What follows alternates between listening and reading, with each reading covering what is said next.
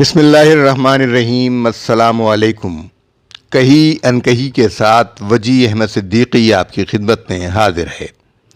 عمران خان کو فوجی عدالت سے بچانے کے لیے فوجی عدالتوں کے خلاف پٹیشن لے کر سابق چیف جسٹس سپریم کورٹ جواد ایس خواجہ بھی میدان میں کود پڑے ہیں۔ کہیں نہ کہیں تو یہ سازش تیار ہوئی ہے کہ چیف جسٹس عمر عطا بندیال کی عدالت میں عمران خان کا مقدمہ پہنچ جائے اور عمران خان فوجی عدالت کے سامنے نہ جا سکیں۔ اس لیے جسٹس جواد خواجہ نے ایک پٹیشن دائر کی ہے جس کے اندر ملٹری کورٹس کو ختم کرنے کی استدعا کی گئی ہے۔ گویا کہ تمام ہی لوگوں کو ملٹری کورٹس میں سامنے پیش نہ ہونے دیا جائے اور 9 مئی کے جتنے بھی ذمہ دار ہیں وہ پھر سے ملک میں دندناتے پھریں۔ پی ٹی آئی کے لیڈروں کا حال یہ ہے کہ ضمانت ان کی منسوخ ہوئی تو اسد قیصر اور اسد عمر اور شاہ محمود قریشی دوڑ گئے، گرفتاری نہ دی۔ یہ ان کی بہادری کا عالم ہے۔ آخر یہ بھاگ کر جائیں گے کہاں؟ بہرحال کوشش یہ کی جا رہی ہے کسی طریقے سے عمران خان کا مقدمہ موجودہ سپریم کورٹ کے چیف جسٹس عمر عطا بندیال کی عدالت میں آ جائے اور عمران خان کو فوجی عدالت کا سامنا نہ کرنا پڑے۔ لیکن اب ایسا لگتا ہے کہ عمران خان فوجی عدالت کے سامنے ضرور پیش ہوں گے۔ ان کے خلاف ناقابل ضمانت وارنٹ گرفتاری جاری ہو گئے ہیں اور جسٹس جواد خواجہ کی یہ پٹیشن بھی ان کے کام نہ آئے گی۔ لیکن میرا سوال یہ ہے کہ آج جب صرف سپریم کورٹ میں 54,500 مقدمات زیر التوا ہیں، 15 جون تک کی یہ رپورٹ ہے کہ زیر التوا مقدمات کی تعداد 54,500 بلکہ 55,000 سے زائد ہو چکی ہے۔ اس کی تقسیم میں یہ بتایا گیا کہ زیر التوا سول پٹیشنز کی تعداد 29,557، زیر التوا سول اپیلوں کی تعداد 9,758، زیر التوا فوجداری مقدمات کی تعداد 8,915، نظر ثانی کی زیر التوا درخواستوں کی تعداد 1,438 ہے، فوجداری اپیلوں کی تعداد 1,062 ہے، زیر التوا آئینی درخواستوں کی تعداد 130 ہے اور خود سپریم کورٹ کے 25 از خود نوٹس بھی زیر التوا ہیں۔ یعنی عدالت کی کارکردگی اور صورت کا یہ عالم ہے۔ اور ایسے موقع پر سابق چیف جسٹس جواد خواجہ نے فوجی عدالتوں کے خلاف سپریم کورٹ میں درخواست دائر کی ہے جس میں استدعا کی گئی کہ ملٹری کورٹس کے ذریعے سویلینز کا ٹرائل غیر آئینی قرار دیا جائے۔ ملٹری کورٹس میں ٹرائل کے لیے حوالے کیے گئے افراد کو کہاں رکھا گیا ہے، ڈیٹا طلب کیا جائے۔ درخواست میں یہ استدعا بھی کی گئی ہے کہ ملٹری کورٹس کو کارروائی سے روکنے اور کوئی بھی حتمی فیصلہ جاری کرنے سے روکنے کا حکم دیا جائے۔ درخواست میں موقف اختیار کیا گیا کہ درخواست گزار کا مقصد کسی جماعت یا ادارے کی حمایت یا حملے کو سپورٹ کرنا نہیں ہے۔ بات یہ ہے کہ ملٹری کورٹس پہلے بھی بنی، جواد خواجہ جب سپریم کورٹ تھے تب بھی ملٹری کورٹس قائم تھیں اور ملٹری کورٹس کے تحت فیصلے ہوتے رہے، لوگوں کو پھانسیاں ملتی رہیں اور راحیل شریف سے لے کر جنرل کیانی سے لے کر جاہل شریف اور قمر جاوید باجوہ تک لوگوں کو پھانسیاں دی جاتی رہیں۔ وہ لوگ جو سویلین تھے ان کو اپنے دور میں جواد خواجہ نے کبھی کسی فوجی عدالت کے خلاف کوئی کارروائی نہیں کی۔ اب جبکہ 9 مئی کا سانحہ ہوا، واقعہ ہوا، حملہ ہوا تو ان کو فوجی عدالتوں کا غیر آئینی، غیر قانونی ہونا یاد آ رہا ہے۔ لیکن سوال یہ پیدا ہوتا ہے کہ جب پرویز مشرف پر ناکام حملے کے ملزمان کو پھانسی دی جا رہی تھی تو اس وقت جواد خواجہ جو عدالت میں تھے انہوں نے کیوں نوٹس نہیں لیا؟ سوال یہی ہے۔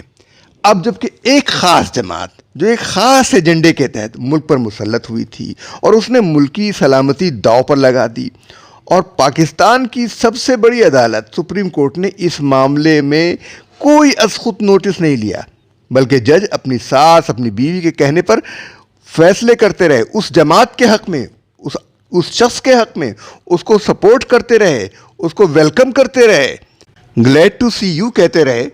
ان ججوں کے فیصلوں سے ان کی سیاسی جانبداری واضح طور پہ جھلک رہی تھی، یہاں تک کہ chief justice of Pakistan Umar Ata Bandial نے واضح طور پر ایک سیاسی جماعت کی حمایت کی اور اس کی حمایت میں کود پڑے۔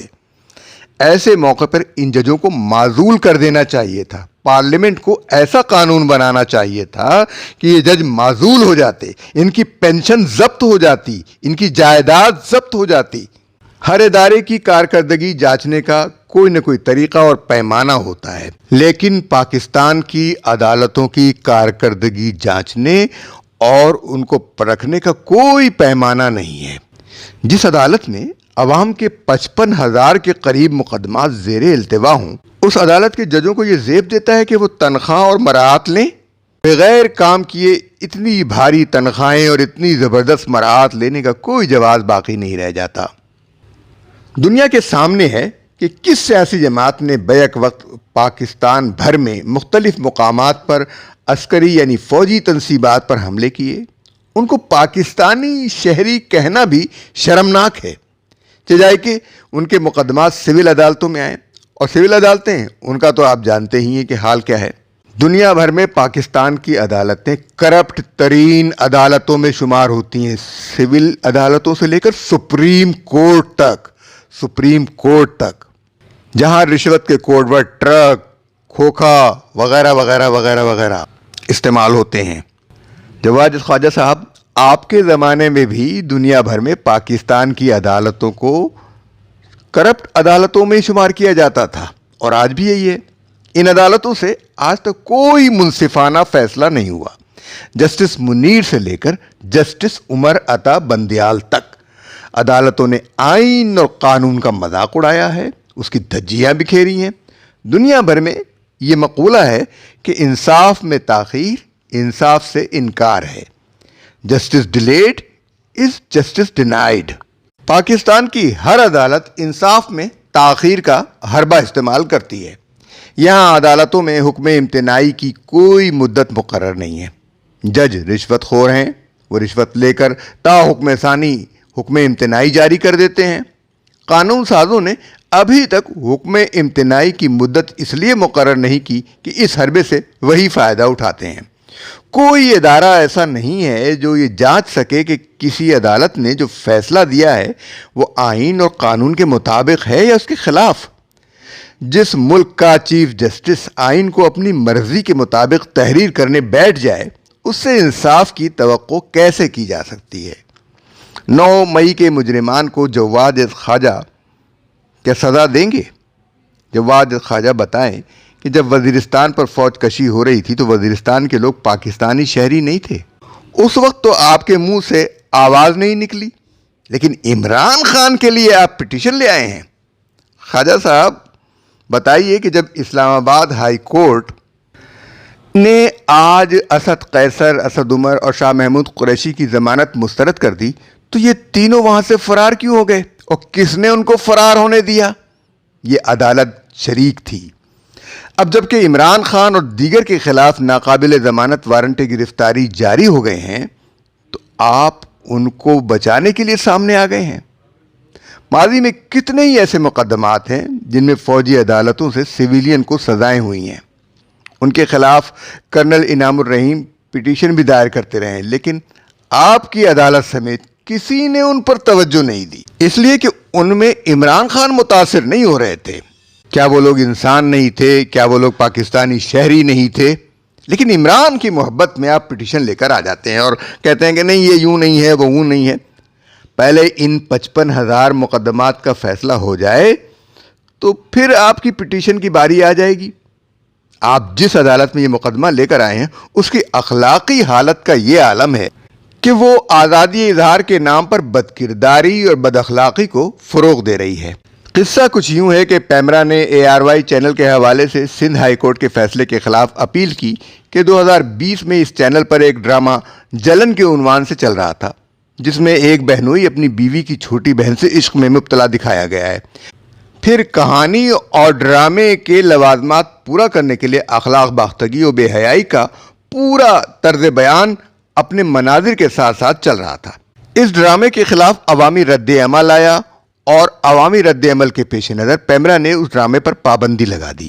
جب پابندی لگائی تو سندھ ہائی کورٹ نے یہ کہہ کر پابندی عائد کرنے کے لیے سیکشن 26 کے ضابطے پر عمل نہیں کیا گیا، پابندی ہٹا دی، جبکہ پیمرا کے قاعدے کے مطابق اسلام کے خلاف اور اخلاق باختگی کی اجازت پر مبنی کوئی ڈرامہ دکھانے کی اجازت نہیں ہے۔ اس پر پیمرا نے سپریم کورٹ میں اپیل کر دی، جس پر 2.5 سال بعد 12 اپریل 2023 کو 2 رکنی بینچ جسٹس منصور علی شاہ اور جسٹس عائشہ ملک نے متفقہ طور پر پیمرا کا موقف رد کر دیا اور فحاشی اور بےہودگی کی تعریف مانگ لی۔ یعنی ملک میں اس بات کی کھلی اجازت ہو کہ ہر بہنوئی اپنی سالی سے عشق کرے، کیونکہ سپریم کورٹ نے اس کی اجازت دے رکھی ہے۔ کیونکہ سپریم کورٹ کے نزدیک یہ کوئی غیر اخلاقی بات نہیں ہے۔ جواد خواجہ صاحب ایسی عدالت میں پٹیشن لے کر آ رہے ہیں اس طرز کی، مجھے حیرت ہے جسٹس عائشہ ملک نے کس طرح اس کی اجازت دے دی۔ لیکن صحیح ہے، جب میرٹ کی خلاف ورزی کرتے ہوئے ججوں کا تقرر ہو تو ایسا ہی ہوتا ہے۔ صرف اتنی سی بات نہیں ہے کہ جسٹس منصور علی شاہ اور جسٹس عائشہ ملک کا یہ فیصلہ پاکستان کے آئین کے آرٹیکل 227(1) کے نہ صرف منافی ہے بلکہ اس کی صریح خلاف ورزی ہے، جس کے مطابق قرآن و سنت کے منافی کوئی قانون نہیں بنایا جا سکتا۔